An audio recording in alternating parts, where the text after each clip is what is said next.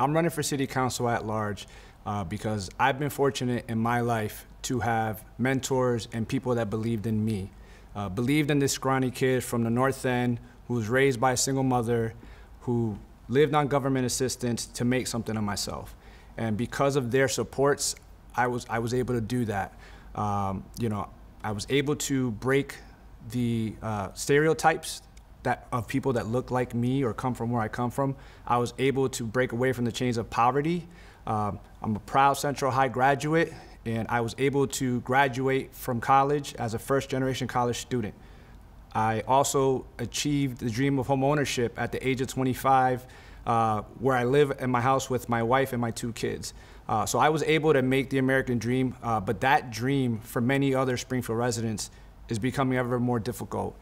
And it's for that reason that I'm running, because I want to fight like I fought for myself, and I believed in myself, for my family, and I want to fight for your families as well, so that we can make sure that that dream is still alive, so that anybody, regardless of what they look like, what background, what neighborhood you grew up in, you have the same opportunities that I had and the same resources to get there. And that's why I'm running for city council at large.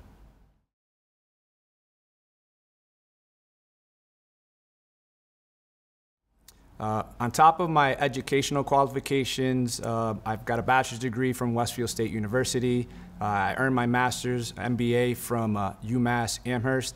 But on top of that, I spent the last 15 years of my career working in many roles, a lot of them working in the community, empowering folks. I started off as an AmeriCorps Vista volunteer. I worked with a local nonprofit that worked with aspiring small business owners and entrepreneurs and supporting them in their dreams. I also worked as an aide for the mayor, where I worked in the neighborhoods and got to see up close what local government looks like.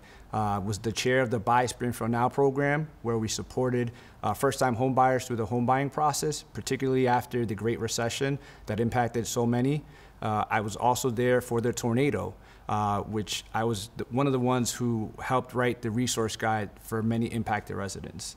I've done a lot of stuff. On top of that, last 2 years I spent working for Governor Baker as his Western Mass Director and Deputy Chief of Staff for Access and Opportunity, where I got to travel the state and see different municipalities at work, things that they did well, things that they didn't do well, but also got to see what state government looked like and how it ran.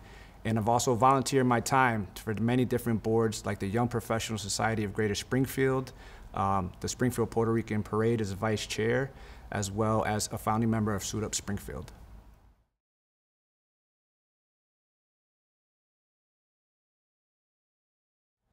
I believe the most pressing issue for Springfield residents right now is inflation and the cost of living.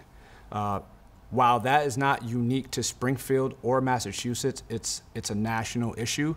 But I think as a Springfield City Councilor, we need to ensure that we make the resources available to our residents. There are folks who have limited income, like our seniors, who have to decide whether to pay their rent, their mortgage, with the increasing of utility bills, increasing of groceries. We have to find ways to support our senior residents and residents who are limited on their income. I think we can do a lot of different things around small business support to make sure that folks who are struggling or who can't get a job have an opportunity to start their own business and create something for themselves and not depend on anybody else. So I think housing, working with our developers to make sure that we not only create market rate housing, but find ways to ensure that there are affordable housing for folks who live in here, because we don't want to displace our residents here. But I think the cost of living really impacts everybody, and the cost of our dollar is not stretching as far as it used to. And so as a city council, we have to find different ways for tax breaks for our residents, making sure that we're not hammering them on the property taxes and other initiatives, and making sure we work with our state delegation to make sure that we're also bringing those resources back.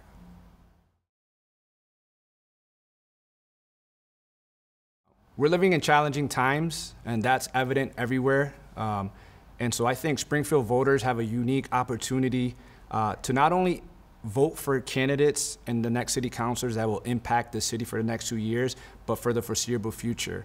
And I think that vote cannot be taken lightly during these times. And I feel that I am a candidate who has the background, who's been invested in this community. I'm a homeowner, I'm raising a family, and I am ready for the challenge of supporting our residents. Because again, I feel that everybody from Springfield deserves the right to be able to be successful, and they need to trust their leaders in government to be able to do that for them. I also feel that Springfield's best days are in front of it and not behind it. We spend a lot of time thinking about what Springfield used to be, and I want to make sure as a councilor that we work together to make sure that we have a vision for what Springfield can and should be. And I think the last thing I'll leave with is there's a national narrative around left, right policies and folks not getting along. I'm a candidate that wants to bring people together.